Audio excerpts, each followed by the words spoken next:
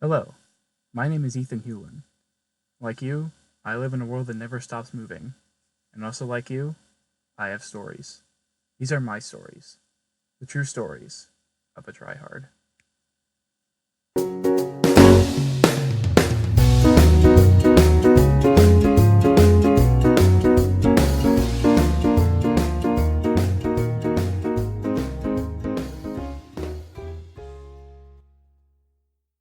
Welcome back to True Stories of a Tryhard, where all stories are heard and told. This week, I have a very special guest who needs no introduction, but she's getting one anyway. She is a singer-songwriter, friend of mine, and all-around great human. Please welcome Katie Tennenbaum.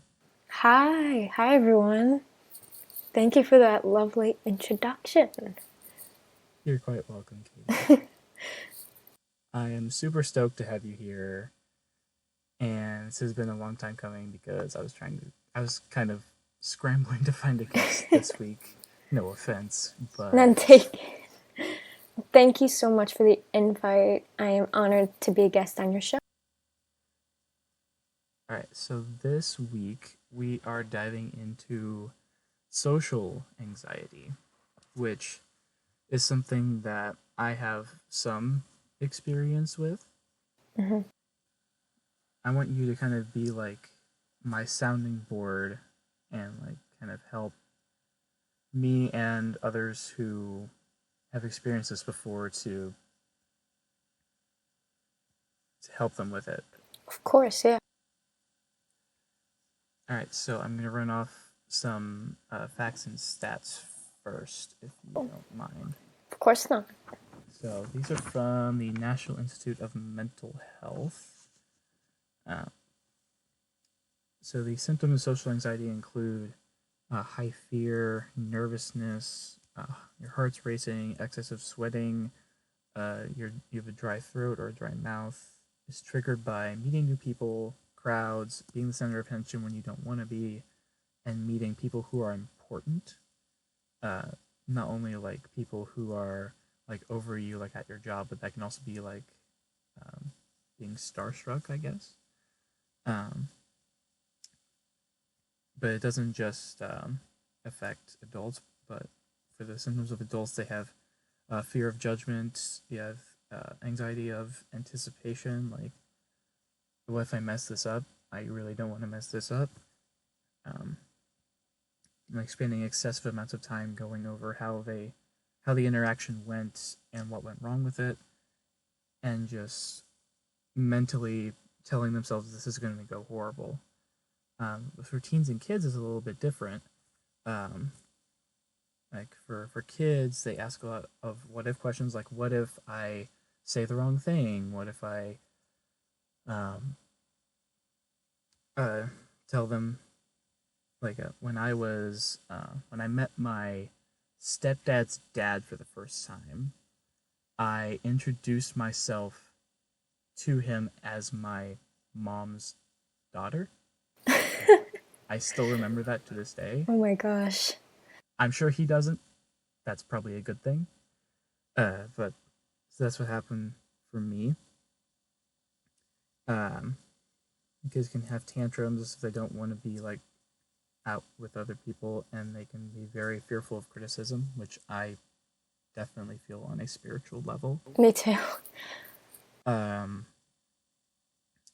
as far as teenagers go, they can go to like extreme lengths to avoid social situations, like making up like really random excuses, blushing, trembling, sweating. Like, It can I've be been, really extreme. oh yeah, definitely. Like I probably got the better deal as far as social anxiety goes because like the worst it's been for me has been like ordering food at a restaurant. Like I have to like rehearse my order in my head at least 3 times or it will not go the way that I Because want you'll it either to. forget something or you'll misspeak, something like that. Yeah, but it's gotten better over the years. Katie, what experiences do you have with social anxiety? So, with what you said about, constantly thinking like, oh, I did this wrong or something like that. Definitely with work, I've had so many instances where, oh, I did this wrong or this is going to go horribly. And I always want my coworker to think that I did the best that I could, but it's just that one part of my brain that's always saying, oh, you didn't do this right. And it's just always in my head. So that's definitely one important instance. And would you consider public speaking social anxiety?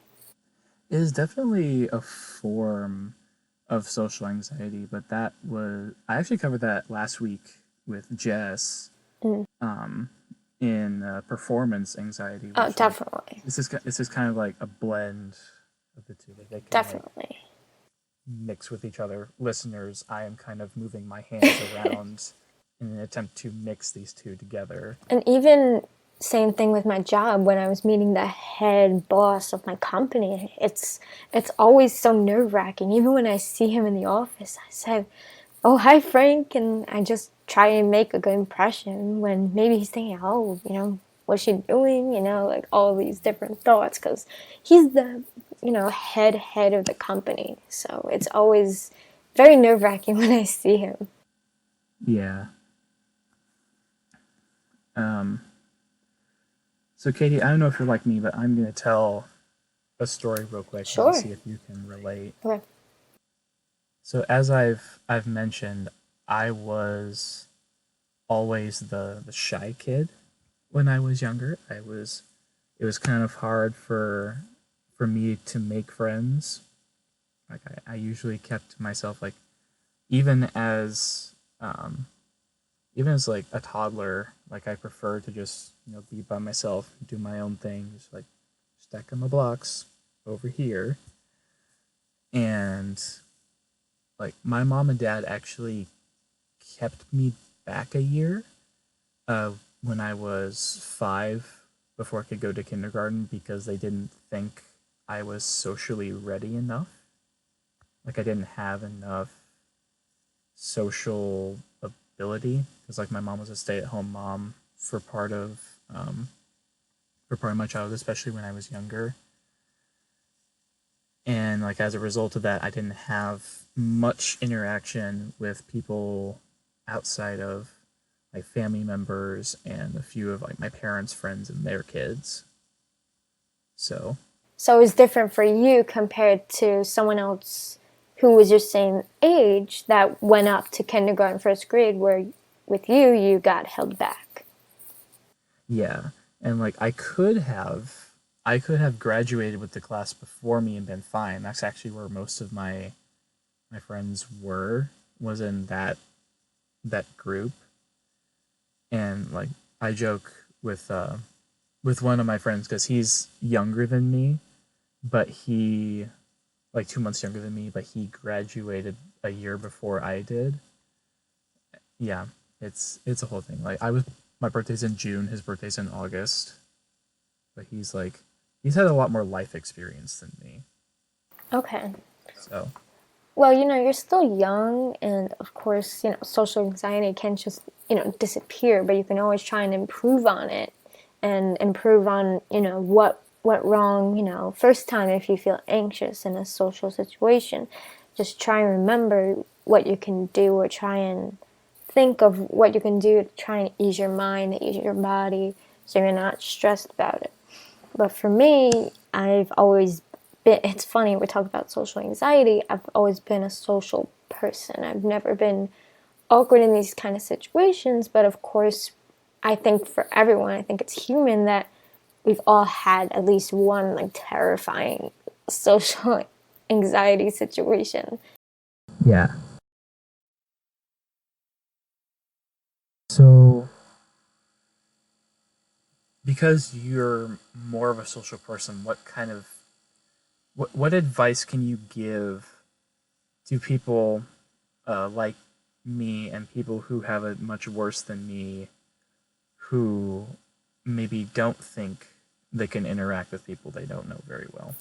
So obviously, I can't speak for you, like to totally help, but I can always try and give advice. But the best thing to do if you're meeting someone new and you don't know what to say is to always ask questions. Questions are great conversation starters and they keep the conversation going. So maybe if you're on a date or you're meeting a mutual friend or a friend's friend, it's always great to ask, what you do for a job if you're working or if you're in college, what's your major, like it keeps the conversation going and it doesn't make you feel awkward or like, what am I going to say next, And with that tip, my mom actually taught me that it's a great way to keep a conversation going and not have like an awkward gap of not knowing what to say. Yeah, because that is my worst enemy, is the awkward Yeah, silence. definitely. It's like I when I don't know what to say, I don't say anything. And it gets really And awkward. yeah, and that's what puts a lot of people off. Like my mom's told me multiple times, like, Ethan, say I'm thinking when you don't know what to say. And even if, you're in school or something and you make a new friend, you can talk about maybe hobbies you enjoy and maybe they'll enjoy the same thing. So it doesn't have to be like if you're in like a coffee shop or something with friends, it could be in school at the lunchroom. If you're sitting next to a new person, in class, you can always try and start the conversation. Or if they have a cool sticker or like their shirt's cool, you can always say, hey, I like your shirt, where'd you get it? Say it's a video game shirt, like, you know, what video game is it? Or if you do know it, it's a common bond that you can learn from them about or something like that. You can learn from them. And with that, you can slowly become better at talking to new people. So like finding ways that you might have things in common. Exactly, yeah. So, if they have a cool shirt, a cool hat, or something, you can say, hey, that's a cool shirt. Where'd you get it? Or, you have that conversation. So, So Katie, you said it was kind of an essential part of human existence to have one social situation that you really messed up in. What's that for you? oh man. Well, I think this probably would have to go with what you talked about last week with performance anxiety. And as you said, that can kind of go hand in hand. So I think I'm going to use that because that's the only one I can think of right now. Yeah, go for it. So I went to a performing arts summer camp throughout high school and it was awesome. And I'm more of a singer, I'm not an actress by any means. And we had this big show at the end of the month. And I had to recite these poems, like Shel Silverstein poems. And I was on stage, and I've never really had stage fright. I've always been very comfortable. But with reciting monologues, I've never really done that. I've always remembered songs and, different lyrics. So reciting poems and monologues was this whole different thing for me. So I was on stage in front of like hundreds so people, and it was the Shel Silverstein poem, and it was like counting down something. I don't remember what it was, and I Mm-hmm. totally blanked. I miscount. It was like one something, and I meant to like seven something. Like I was so embarrassed. I was like a deer in headlights. I was like, oh my god, and I kind of brushed it off because the best thing to do if you don't remember something if you're on stage is to improvise. And that's what I tried to do, but it went horribly wrong.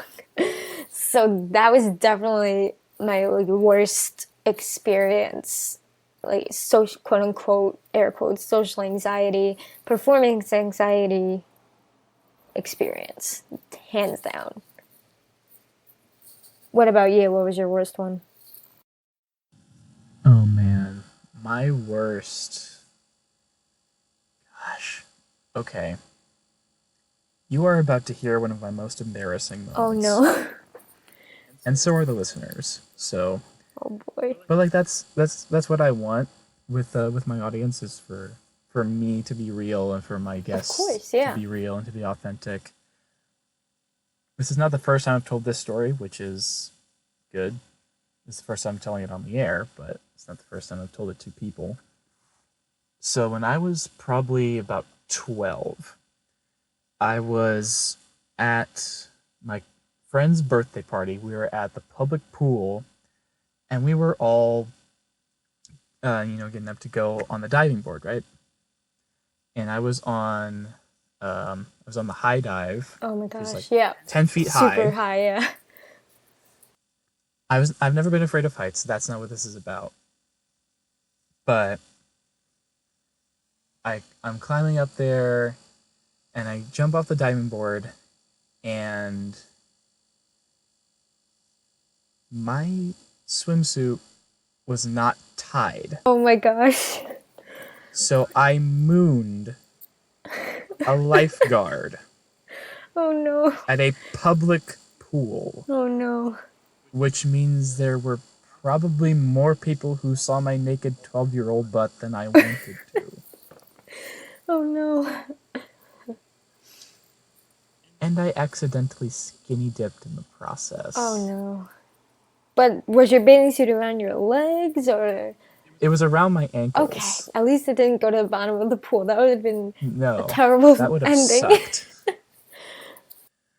But um but I was like super embarrassed and just kind of walked into the bathroom and just kind of sat in the corner of like the public shower and just kind of rocked myself back and Oh forth no. because I was like, oh no. I Definitely just very exposed embarrassing. myself to like 100 people at the same time. Oh no. And then my friend's dad came into the bathroom and was like, Ethan, are you okay? And I'm like, give me a few minutes. And like after that, yeah, the rest of the night was okay, but like It's that like something really you'll never forget. right. That was 7 years ago for me. So it's And it even really stuck with me. you said, I think another part of social anxiety, I think you mentioned it, is a lot of people in one place. Yes. And I can definitely relate to that because there's an event here in New York called New York Comic Con. And it is, I'm Yes. going next month. It's huge. It is humongous. And there are so many people, especially on Saturday, maneuvering through crowds, going through the aisles. And it's really stressful because I'm with my boyfriend, I'm with his friends, but you're trying to maneuver through the crowds, and it's like, get out of my way. There's Right. so many. It's crazy. The place where it's held is getting too like. There's so many people that come. We need a bigger place for it. So Well, it's one of the biggest Comic Cons in the country besides LA, right? right, it's one of them. Yeah. Are you guys cosplaying? So sometimes, well, the past 2 years I've gone as an Inkling from Splatoon, so I'm gonna do that again. But that's probably Saturday, and then Sunday I just dress like regular. So Why can I see you as an inkling? That just makes sense to me. I have a picture from last year.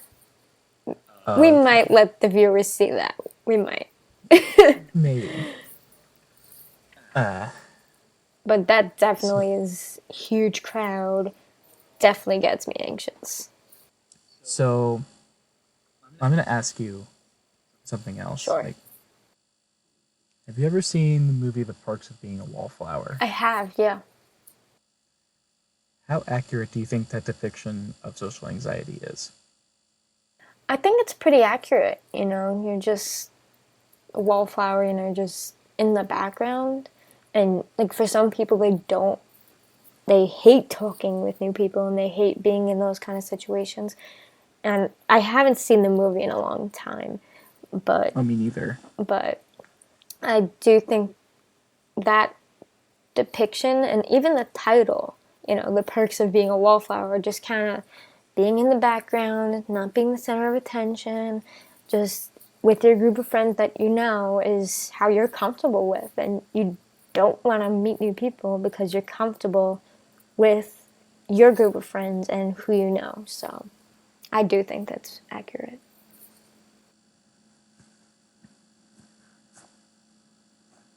Um, So, Katie, um, Yes. I've kind of run through all my notes. Is there anything else you want to talk about, like related to this at all? Well, as I said, I know I can't speak for everyone, but if you do have social anxiety and you do want to try, you really want to try to meet new people or try and, I wouldn't say get over social anxiety, but definitely try to your improve how you handle meeting new people.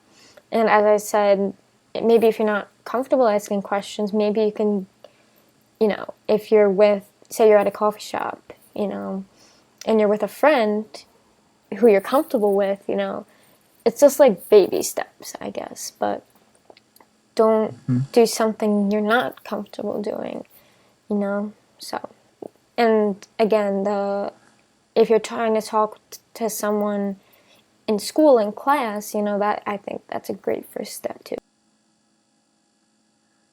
Now, you talking about bring up like how to improve that made me think of something that my friends and I actually did over the summer. Okay. So my friend Noah, okay, I'm gonna call him out right now. Noah has he's been watching a lot of the YouTube channel Yes Theory, Okay. if you've ever heard of them. No, I haven't. Okay, well basically what Yes Theory does from what I've heard is he goes up to random people on the street and it's just like, "Hey, do you want to go skydiving?" And they just do it. So Noah's like, "I want to do that, but on a smaller scale." So Fun fact, I've he been skydiving and it's really fun. Continue.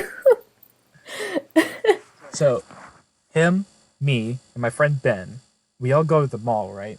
And Noah's got this whole thing planned out in his head. And he's like, "Okay, guys, I have this game, and what we're gonna do is we're gonna go up to random people and ask them certain Mm-hmm. questions or uh, do certain things, and for however many, um, for like based on like how we judge how difficult this thing is to do, we're going to award you a certain amount of points."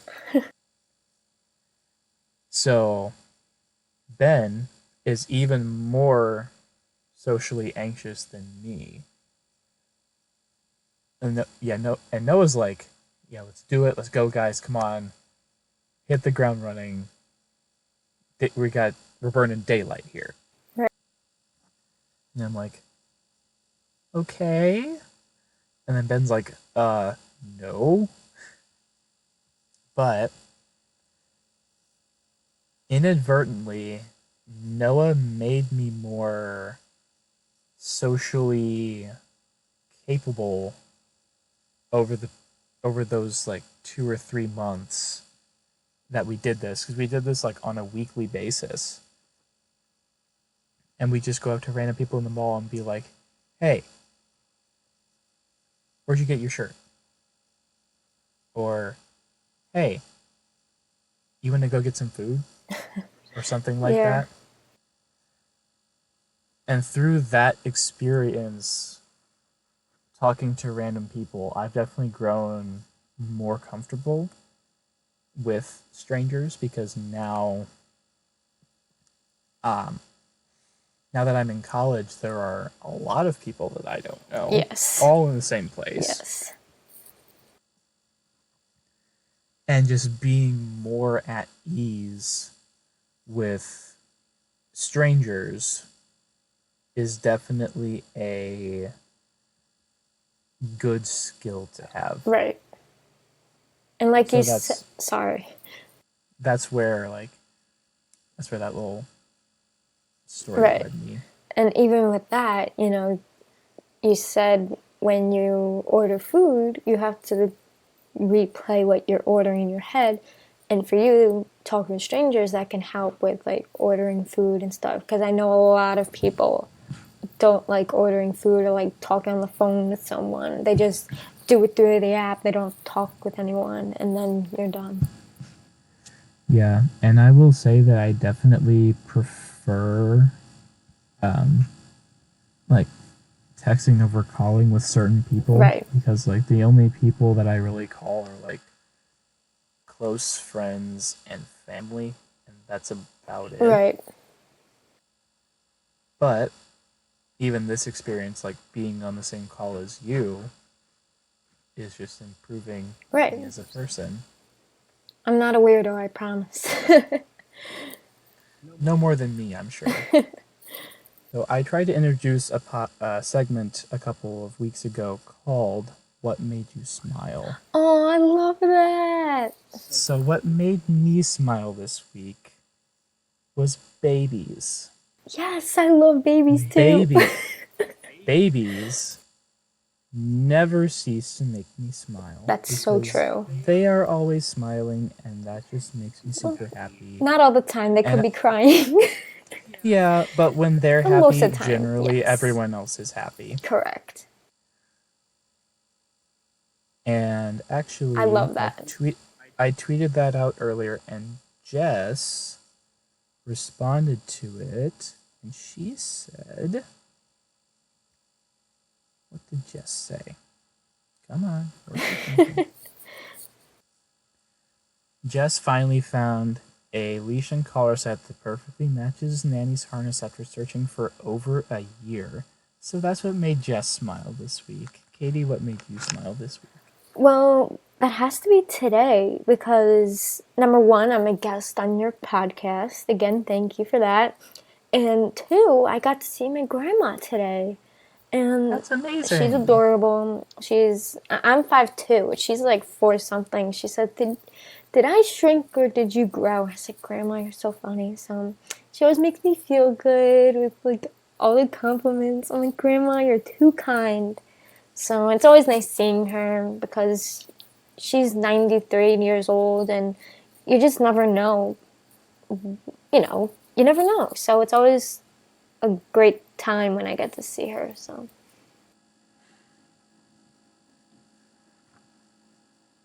All right, Katie, we are approaching the 30-minute mark.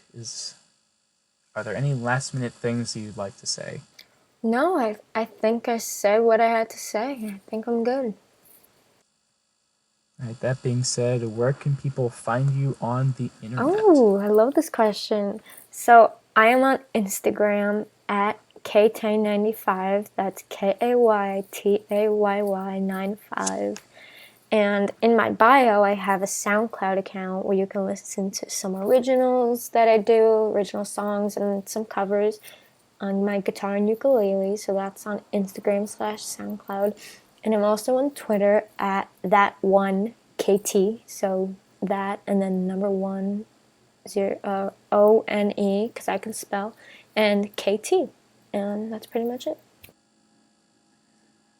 All right, you can find me on Instagram and Twitter. I'm on Instagram at ethan.t.hewlin. You can find me on Twitter at etphonehome. The O's are zeros and the E's are threes. I love that. Thank you. It's very original. I just wanted to do straight up ET phone home, but that was already Of taken. course, of course. You can find the podcast on Instagram at Twitter at True Stories Pod. Thank you for listening to True Stories of a Tryhard, where all stories are heard and told. I've been Ethan Hewlin. She's been Katie Tennenbaum.